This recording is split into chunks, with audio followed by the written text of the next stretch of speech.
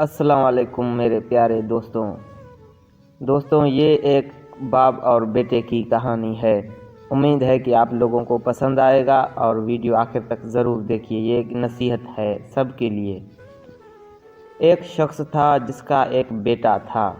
وہ بہت محبت سے اپنے بیٹے کو پال رہا تھا، لیکن بیٹا بڑا ہو کر اپنے باپ کی نافرمانی کرنے لگا۔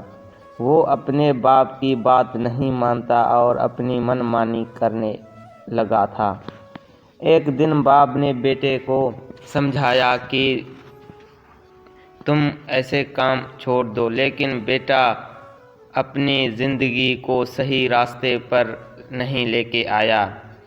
باپ کی بات نہیں مانی۔ اس نے کہا کہ وہ اپنی زندگی خود چلائے گا اور وہ اس قابل ہے۔ باپ نے بیٹے کو ایک دن کہا کہ وہ اسے اپنے گھر سے نکال دے گا۔ بیٹے نے کہا وہ چلا جائے گا۔ باپ نے اسے آخر گھر سے نکال دیا۔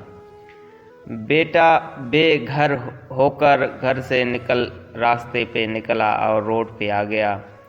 بیٹا گھر سے نکلا تو اسے کوئی سہارا نہیں ملا۔ وہ بھوک اور پیاس سے مرنے لگا۔ اس نے اپنے باپ کو یاد کیا اور اس نے معافی مانگی۔ باپ نے اسے معاف کر دیا اور اپنے گھر لے آیا۔ نصیحت یہ ہے کہ اس کہانی سے ہمیں یہ نصیحت ملتی ہے کہ والدین کی بات ماننا چاہیے۔